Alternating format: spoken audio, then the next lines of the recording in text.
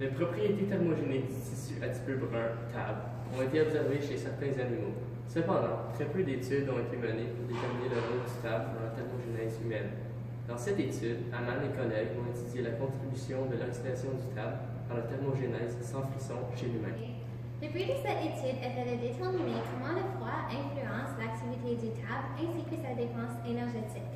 Malgré qu'il n'y avait pas d'hypothèse concrète dans le rapport, il semble que l'hypothèse pour cette étude est que la thermogénèse sera induite par la consommation du TAB.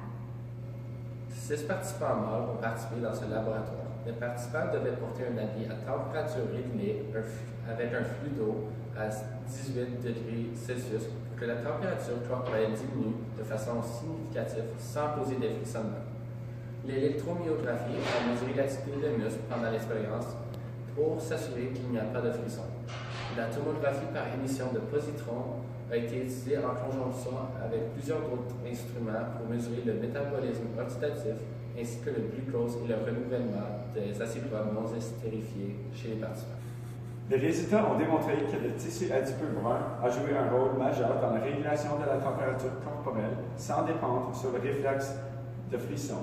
Cette conclusion confirme la théorie qui suggère que plusieurs dépôts de graisse sont métaboliquement actifs et aident à maintenir l'homéostasie.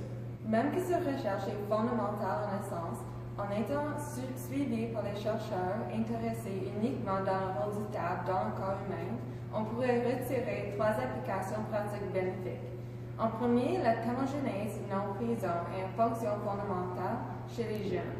Donc, les enfants prématurés et ceux qui souffrent de l'acidose métabolique avec des difficultés en thermorégulation pourraient bénéficier de la stimulation du TAB. En plus, comme tissu, TAB est plus actif de façon métabolique. Il est fort possible que des individus avec des désordres métaboliques pourraient utiliser cette recherche pour trouver des méthodes innovatives de maintenir le poids et la masse corporelle. Finalement, le pourcentage de TAB dans le corps humain diminue avec le temps. On pourrait conclure que la qualité de vie des populations âgées pourrait augmenter avec la stimulation du TAB afin de faciliter les fonctions homéostatiques.